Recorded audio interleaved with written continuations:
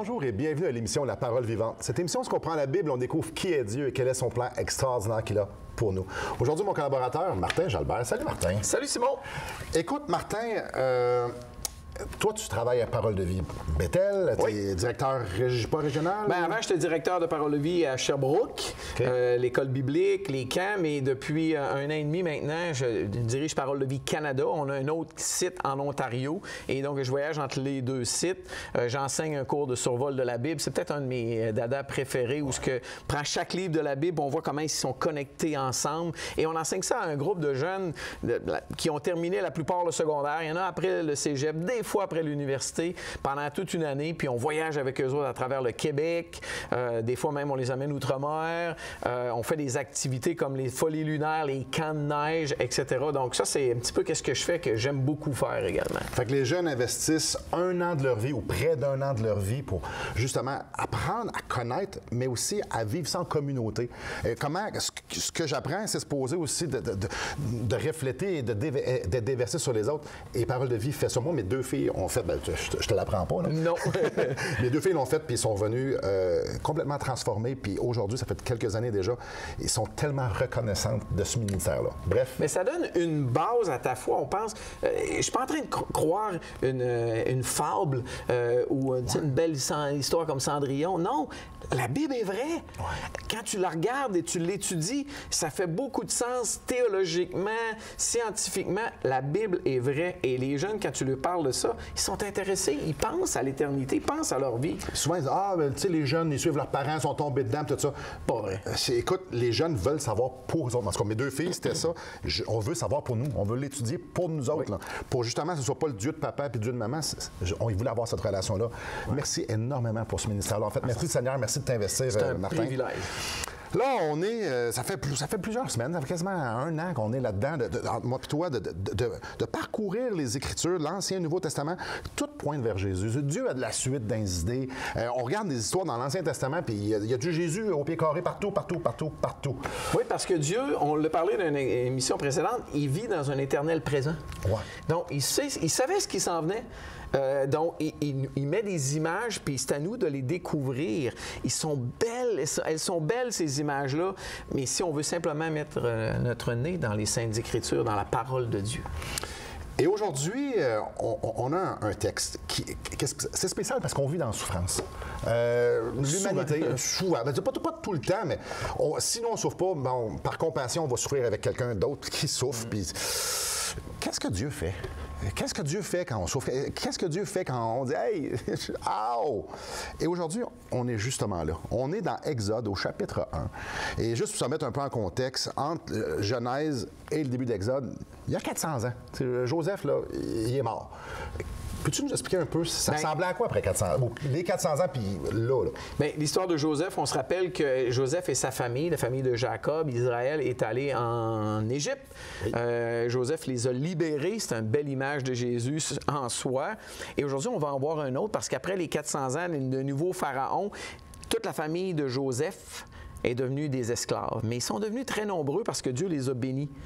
Mais après 400 ans, cet esclavage-là, puis qui n'est pas seulement spirituel, est très, très physique et réel, ils sont plus capables. Et là, ils vont crier vers Dieu. Ils vont parler à Dieu. Ils vont demander à Dieu.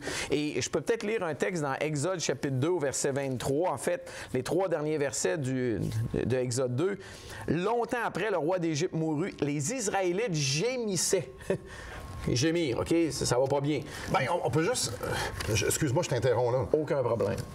Le pharaon était jaloux. Les Égyptiens étaient jaloux des Hébreux. Ils ont dit, hey, la seule façon qu'on va pouvoir comme essayer de pallier ça, parce qu'ils s'en venaient plus nombreux, les Égyptiens, puis ils s'en venaient plus... On va les faire souffrir au maximum. On va tout faire pour les briser. C'est ça qu'il y a en arrière de « ils gémissaient ». Sauf que Dieu bénissait le peuple de son peuple. Et les Égyptiens qui faisaient du mal, qui péchaient, bien, Dieu ne pouvait pas bénir. Mais oui, exactement, ils souffraient, ils gémissaient du fond de l'esclavage. C'est ça qui est en arrière du mot. Oui, exactement. Ouais. Je te laisse continuer. Ils poussaient des cris, ils priaient. Puis dans la misère, ils se tournaient vers Dieu. Et ce qui est bien, puis regarde après, leur appel montèrent du fond de l'esclavage jusqu'à Dieu. Dieu entendit leurs gémissements il se souvint de son alliance avec Abraham, avec Isaac et Jacob, Jacob qui est Israël. Dieu vit les Israélites et il comprit leur situation. Et là, tu arrives tout de suite après Moïse.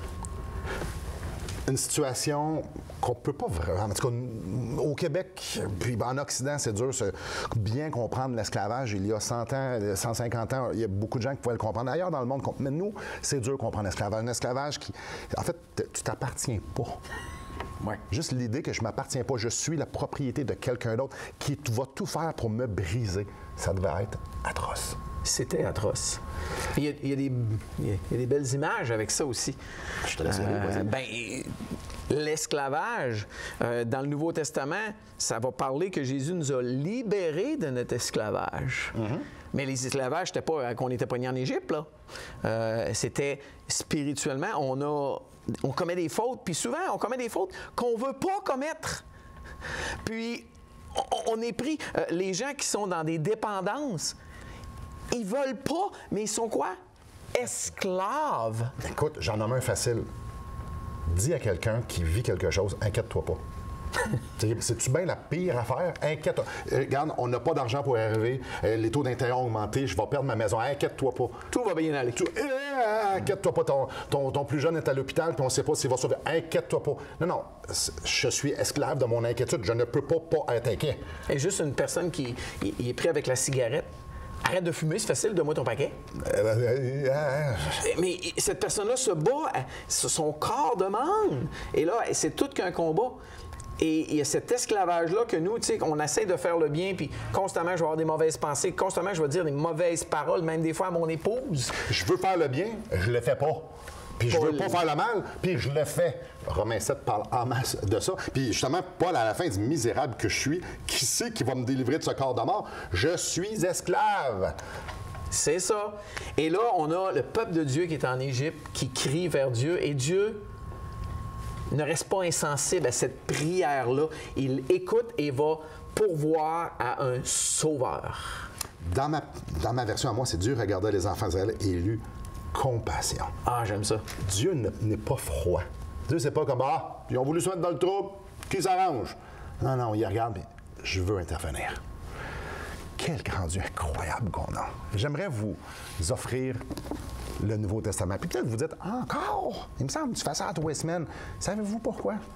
C'est parce que ce Nouveau Testament-là a changé nos vies. Mm-hmm. Pas lui nécessairement, là, mais la parole de Dieu transforme la vie. Quand tu apprends la parole de Dieu va te rendre libre, va t'affranchir. Savez-vous qui a dit ça? Jésus. Alors, c'est pour ça qu'on va vous le mettre entre les mains. Appelez-nous, écrivez-nous si vous n'en avez pas et on vous envoie ça tout à fait gratuitement. Restez avec nous.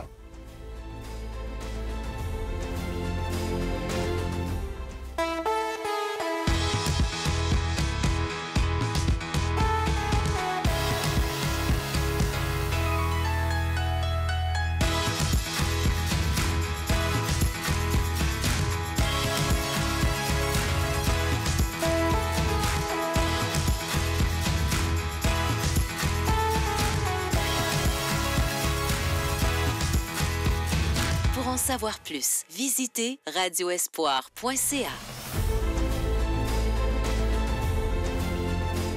Bonjour à vous. Martin, juste avant qu'on ait dans le chapitre 3 puis l'entrée en scène de Moïse, faisons juste un lien, parce qu'on dit justement ça, qu'il y a des liens dans l'Ancien Testament avec le Nouveau Testament, Jésus, on peut voir plein de types d'illustrations, d'images qui nous montrent que, non, Dieu a de la suite d'instinct. Mm-hmm. Et peut-être juste, justement, nous en parler. Pharaon, on avait dit tantôt qu'il était très jaloux, donc comment on fait? Bien, ça allait pas bien, parce que là, le peuple d'Israël, il devenait plus nombreux, plus puissant. Donc là, il a dit, il y a eu une bonne idée, non, une très mauvaise idée. Il a dit, on va faire mourir tous les bébés mâles parmi les Israélites. Puis là, il est allé chercher les sages-femmes qui donnaient naissance aux bébés. Puis il a dit, quand ça va être un garçon, vous allez le faire mourir. Et là, il y a un petit verset intéressant. Si c'est une fille, il pouvait la laisser vivre. Au verset 17 de Exode 1, c'est écrit, mais les sages-femmes avaient la crainte de Dieu et ils ne firent pas ce qu'il leur avait dit le roi d'Égypte. Elles les laissèrent vivre. Puis plus tard, le roi d'Égypte va les appeler. Il va dire, qu'est-ce qui s'est passé? Ben, ils vont dire que les sages-femmes, les femmes israélites sont plus vigoureuses que les Égyptiennes, puis ça va vite, pas le temps. Et c'est ça, ça donne le contexte à la naissance de Moïse. Mais ce qui est le fun, c'est que les sages-femmes avaient la crainte de Dieu. Et ça, on va en parler davantage de ce concept-là dans la prochaine émission. Et ce qui est le fun aussi, c'est que Dieu fit du bien aux sages-femmes et le peuple devint nombreux et très puissant. Plus que Pharaon essayait de les opprimer, plus que Dieu protégeait, bénissait. Puis c'est écrit parce que les sages-femmes avaient eu la crainte de Dieu. Il répète, Dieu fit prospérer leur famille. Donc, il y a un libérateur qui est en train de se préparer. On le sait, ça va être Moïse. Et Pharaon, lui, il ne sait pas trop ce qui se passe, mais il dit, regarde-moi, là, je t'ai tanné, je t'ai écœuré, je fais tuer tous les petits gars. Je nous amène dans Matthieu au chapitre 2. Le roi Hérode, lui, dit, je le sais qu'il arrive quelque chose qui va se passer. Il y a un roi qui va arriver. J'aime pas ça. Et ça me fait de la compétition. Verset 16. Alors Hérode, voyant qu'il avait été joué par les mages, se mit dans une grande colère et l'envoya tuer tous les enfants de 2 ans et au-dessus qui étaient à Bethléem. N'est-ce pas surprenant, intéressant. OK, c'est le même. Le libérateur, là, il est en train de se préparer. Il est là en trame de fond. Et la réaction de l'ennemi est la même. On tue. Dieu veut donner la vie, veut donner le bonheur, veut faire du bien, mais l'être humain peut être très méchant et des massacres dans le fil de l'histoire. Il y en a eu beaucoup. Malheureusement. Et ça nous montre encore là la laideur du cœur humain. Puis malheureusement, même encore de nos jours, on voit des guerres. Et il n'y en a pas juste une guerre actuellement dans le monde, il y en a plusieurs des guerres. Et ça, on le voit, le cœur humain ne change pas. Écoute, je sais que c'est pas populaire, là. Mais aujourd'hui, tuer des enfants parce que ça ne cadre pas dans ce que ça me tentait, il y en a des dizaines de milliers par année au Canada. C'est triste. C'est triste parce que ça ne cadre pas dans ce que je veux. Ça, ce plan-là, c'était pas prévu, fait que je vais comme juste le tuer. Oui, ça s'appelle adorer un Dieu. Le Dieu, c'est... Moi. Ça, c'est le Dieu moderne. La bonne nouvelle là-dedans, c'est que peu importe la situation, Dieu va envoyer un libérateur. Peu importe les plans des hommes, il va avoir un libérateur. Et tu sais ce qui est intéressant? Tout à l'heure, j'ai lu le verset 23. C'était écrit, ça commençait longtemps après, le roi d'Égypte mourut. Puis ça se terminait, Dieu a eu compassion. Mais c'était le fun parce que Dieu avait commencé à préparer avant même que les Israélites crient, se tournent vers Dieu. C'est formidable de voir ce Dieu-là il a tout son plan de prévu. Souvent, il attend qu'on le lui demande. Et il avait déjà prévu ce libérateur-là dans la personne de Moïse. Et Jésus, qu'on va parler un petit peu plus tard. Mais c'est pour moi, là, ça me donne tellement d'espoir. Parce qu'il y a des Égyptiens qui ont sorti avec le peuple. Eux autres aussi, ils ont été sauvés. Il y en a qui ont sauvé, il y en a qui ont cru, puis ils sont sauvés. Peu importe qui on est, quel bord qu'on est, ce qu'on fait, quand Dieu te présente un libérateur, Prends-le. Prends-le peu. Ça n'a pas d'importance sur quel bord tu es, ce que tu as fait. C'est jamais peine perdue avec Dieu. Tu ne vas jamais trop loin. Quand tu cries, puis Dieu se présente à toi, tu le prends. Et en passant, Simon, tu me fais penser, des fois, on appelle les peuples juifs le peuple de Dieu, mais c'est pour quelle raison? C'est-tu à cause qu'il les aimait plus que les autres? Non. Non, il a juste choisi un peuple pour porter son nom, porter ses paroles, porter son message. Et toute personne qui le connaît, on est tenu de le partager avec les gens tout autour de nous. Tout simplement. Parce qu'il y a du monde qui souffre présentement. Et on le sait que la souffrance fait partie de la vie, mais aussi la mort. Après la mort, il y a aussi une souffrance. Et il y a un libérateur pour ça. Et nous, on sait c'est qui. Et c'est pour ça qu'on va continuer l'émission, parce qu'on veut le présenter un petit peu plus loin. Donc, chapitre 3, Martin. On arrive avec Dieu qui, au début de l'histoire, Moïse essaie de prendre les choses en main, il réalise d'où il vient. Il a été choisi, il a été sauvé par la fille du Pharaon. Il grandit. Et là, il prend les choses en main. Ça marche pas bien. Il se sauve. Il va rester 40 ans dans un autre pays, le pays de Madian. Et là, Il y a quelqu'un qui a mentionné que les premiers 40 ans de sa vie, Moïse a appris qu'il était quelqu'un.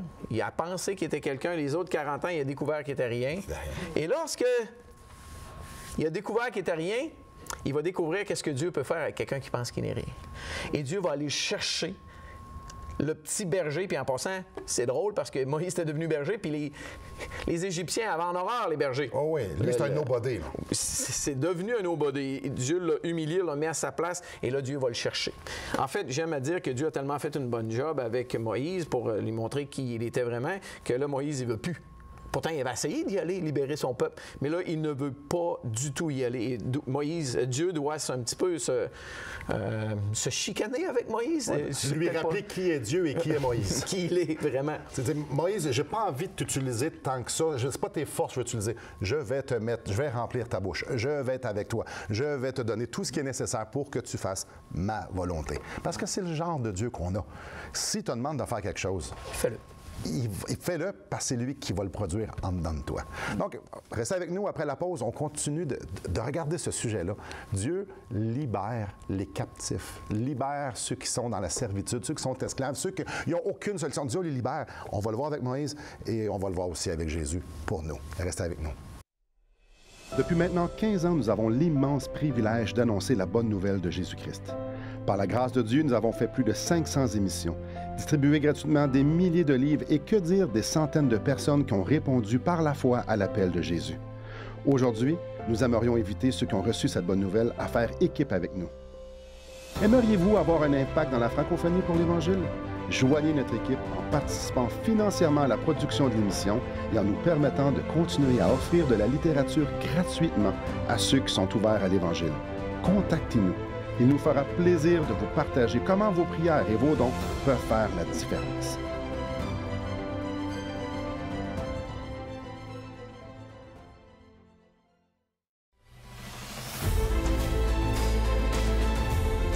Bonjour à vous. Je trouve ça fascinant que Dieu ait compassion des gens qui sont rebelles à lui. Ça s'appelle la grâce. Oui, vraiment. Nous, on est des pécheurs, puis Dieu nous voit dans notre merdier, dans notre souillure.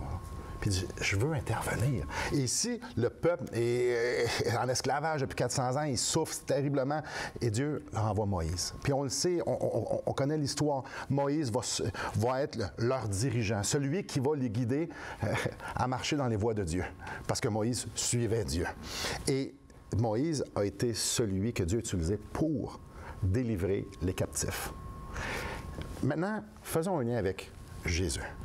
Là, on a parlé comment c'était avant et pendant que Moïse était dans la préparation. Parle-nous de Jésus maintenant. Et Moïse les a libérés de l'esclavage et Moïse avait promis qu'il va avoir un frère de sa lignée qui était pour venir pour libérer le peuple. Les gens ne comprenaient pas tout, mais c'était les libérer de l'esclavage du péché, du mal, comme on en a parlé avant, des choses qu'on ne veut pas faire, mais qu'on fait quand même. Et toute l'arrivée de Jésus, avant même qu'il naisse, est intéressante. On connaît toute l'histoire des anges dans nos campagnes, le fameux cantique. L'ange dit une chose intéressante. Aujourd'hui, dans la ville de David, il vous est né un sauveur, qui est le Messie, celui-là que Dieu avait choisi loin, le Seigneur. OK. Sauveur, libérateur, même chose. Juste un petit peu plus loin, dans le même texte, il y a un homme, Jésus est né, il y a 8 jours, il s'en vient au temple pour adorer. Il y a un homme qui s'appelle Siméon, qui croyait en Dieu. Dieu il avait dit qu'il était pour voir le libérateur. Puis cet homme était juste et pieux. Il attendait la consolation d'Israël et l'Esprit Saint était sur lui. Il attendait justement ce libérateur-là d'Israël. Juste un petit peu plus loin, il y avait une dame, Anne, une autre prophétesse dans le temple, alors que Jésus est emmené à l'âge de 8 jours. Puis il est écrit dans le temple, elle attendait la délivrance à Jérusalem. Donc, Jésus, il y a 8 jours, là, où il n'est même pas encore né. Tout se dirige vers celui que Dieu avait promis d'envoyer. Même histoire avec Moïse. Tantôt, on l'a vu, hein? Il n'était pas né encore qu'il devait mourir. Dieu a tellement de la suite des idées, il avait préparé cette image-là. Donc, on peut dire que Moïse, c'est une image du Seigneur Jésus. Il n'est pas Dieu, Moïse. Là. Non, il y a certaines parties de sa vie. Oui, il représente le libérateur que Dieu a utilisé. Et Jésus est venu accomplir le plan de Dieu, bien que lui-même était Dieu. Et là, je prends la balle au bon. Au début de son ministère, là, je suis dans Luc au chapitre 4. C'est le début de son ministère. Je vais le lire. Jésus se rendit à Nazareth, où il avait été élevé. Puis selon sa coutume, il entre dans la synagogue le jour du sabbat. Puis il se leva pour faire la lecture. Et on lui remit le livre du prophète Ésaïe. Là, Dieu silence. Comme ça. Bon, on y met. Oui, OK. oui. L'ayant déroulé, il trouva l'endroit où il était écrit. Il faut juste se rappeler que c'est pas comme dans nos Bibles. Là. Ce petit détail-là, il trouva l'endroit, là, c'était très difficile. Il connaissait. Puis il n'y avait pas, comme dans la mienne, j'ai des titres, des sous-titres, des chapitres. Des chiffres, puis tout ça. C'était pas ça dans le temps. Là. Non, pas C'était du des tout. rouleaux, puis il y en a long. Ésaïe, c'est long. Il trouve l'endroit, et voici ce qu'il dit. Il lit. « L'Esprit du Seigneur est sur moi, parce qu'il m'a oint pour annoncer une bonne nouvelle aux pauvres. Il m'a envoyé pour guérir ceux qui ont le cœur brisé, pour proclamer aux captifs une délivrance et aux aveugles le recouvrement de la vue, pour renvoyer libres les opprimés, pour publier une année de grâce du Seigneur. » Ensuite, il roula le livre, le remit au serviteur et s'assit. Tous ceux qui se trouvaient dans la synagogue ayant les regards fixés sur lui, alors il commença à leur dire, « Aujourd'hui, cette parole de l'Écriture que vous venez d'entendre est accomplie. » Aïe, aïe! C'est ce qu'il avait fait dans l'Ancien Testament. Et là, Jésus vient le faire pour tous nos fautes, tous nos péchés. Tu as vu la définition de toute la liste, c'est-à-dire de toutes les choses que Jésus est venu accomplir pour nous. Moi, toi, c'est captif, moi, j'ai prisonnier. Écoute, donc, et c'est un peu ça, on l'a dit en début d'émission, on est prisonnier de nos péchés. Je ne peux pas pécher.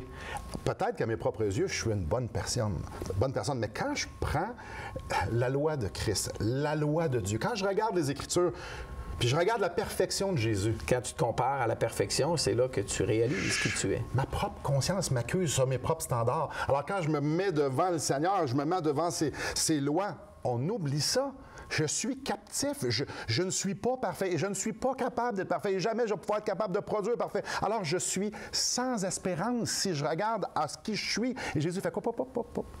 T'as de l'espérance, Simon, parce que je suis là. Je suis venu libérer les captifs, les prisonniers. Je suis venu libérer ceux qui ne sont pas capables d'eux autres mêmes. Jésus, c'est cet être-là, Dieu incarné, la compassion de Dieu mis dans un corps humain. Dieu nous prouve qu'il nous aime, alors qu'on n'est pas capable de rien faire, comme il a mentionné. Christ est venu mourir pour nous. Ça, c'est le Jésus qu'on est en train de parler. Et ce qui est intéressant, Simon, tu sais, même dans le temps de l'Égypte, là, quand Moïse a libéré le peuple, il y en a qui auraient pu dire, ouais, moi, non, je reste en Égypte. Il aurait pu dire non à ce libérateur-là. Puis même les Égyptiens, ils avaient le choix de suivre. Et c'est la même chose pour nous. Dieu nous a envoyé ce libérateur-là. Et je m'adresse à nos auditeurs aujourd'hui. Qu'est-ce que vous faites? Vous êtes en train de périr au milieu de l'océan et vous priez Dieu, puis il arrive un bateau. Est-ce que vous allez embarquer dans ce bateau-là? Il faut prendre ce moyen de libération que Dieu nous a donné dans sa grâce, dans sa bonté, alors qu'on ne le méritait même pas. Et ça, c'est la personne de Jésus. C'était Moïse pour les Israélites en Égypte. C'est Jésus pour toute l'humanité. Martin, j'ai lu un livre dernièrement. Doux et humble de cœur. C'est qui ça qui est doux et humble de cœur? C'est justement Jésus. Dane Ortlund a écrit ce livre-là, puis je l'ai conseillé à toute l'Église, je le conseille à tout le monde. Oh, que je vous le conseille. Allez sur Publication chrétienne, commandez-vous-le. Il nous montre le cœur de Jésus, à quel point il nous aime, puis à quel point il a fait le sacrifice parfait pour qu'on puisse être réconcilié, qu'on puisse être libre. Oh, ce que je vous le conseille. Donc, l'adresse est là, allez-y. Mais vous, qu'est-ce que vous faites de Jésus? Restez avec nous.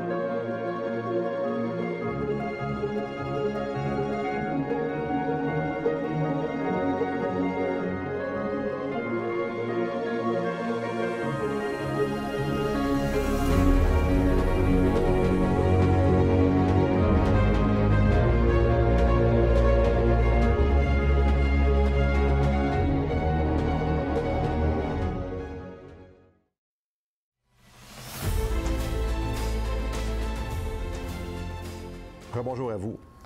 J'espère qu'il n'y a pas beaucoup d'ambiguïté dans votre tête que vous n'êtes pas parfait. En tout cas, moi, je ne le suis pas. Martin, on ne l'est pas. Mais Dieu ne veut pas qu'il y ait d'ambiguïté sur qu'on sache que Jésus peut, veut et a tout fait pour nous libérer. Ça me fait penser à une histoire. Mon beau-père est décédé il y a à peu près 11 ans. Mon beau-père est un bûcheron. Il a été élevé, je pense qu'il était à l'école jusqu'à l'âge, en 6e année max. Et à un moment donné, après 10-15 ans de vie chrétienne, il est allé voir son pasteur puis il a dit « J'ai fini de lire ma Bible au complet une fois ». Il était tout fier de lui, là, parce qu'il était très peu instruit. Mais c'est un homme qui était très humain, il aimait Dieu. Et il y a un verset, il n'avait pas beaucoup souligné beaucoup dans sa Bible, mais il y a un verset qu'il a souligné dans 1 Jean, chapitre 5. Et Jean, c'est celui-là qui veut mettre les choses simples. Ouais. Il veut que les gens, que ça soit clair. Il dit, celui qui a le Fils a la vie. Il n'y a pas de zone de gris là-dedans. Celui qui n'a pas le Fils de Dieu n'a pas la vie. C'est simple. Et lorsque c'était le temps de ses funérailles, je me suis servi de ce passage-là et de 2 autres qui avaient souligné. Fort simple. Et pour mon beau-père, c'était clair qu'il avait le Fils dans sa vie et qu'il avait la vie éternelle. Donc, tu acceptes Jésus comme libérateur ou tu n'acceptes pas Jésus comme libérateur? Le peuple d'Israël et tous les peuples qui étaient là, même les Égyptiens, n'étaient pas obligés de suivre Moïse. Ils pouvaient rester en Égypte. Mais ceux qui ont suivi Moïse ont eu la vie. Et juste avant, il avait dit, Dieu nous a donné la vie éternelle. Et cette vie est dans son Fils. C'est le cœur de Dieu. Il veut que nous la donner. Il veut qu'on le sache qu'on a cette vie-là. Et justement, on est dans 1 Jean, puis 1 Jean au verset 1 Jean 1 au verset 7, ça nous dit que le sang de Jésus nous purifie de tout péché. Nous libère.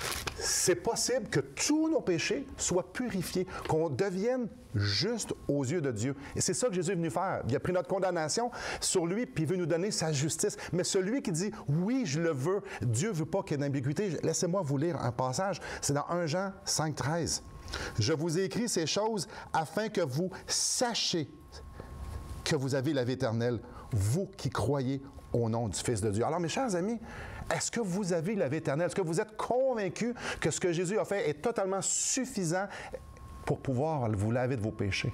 Parce que oui, on est captifs, oui, on est des pécheurs, mais on a un Dieu rempli de compassion qui nous le démontre en Jésus. Tout ce qu'il nous demande, c'est de croire que ce qu'il a fait, c'était suffisant. Et si vous y croyez, vous avez la vie éternelle. Merci beaucoup, Martin. Merci, Simon. Merci à vous et que le Seigneur vous bénisse.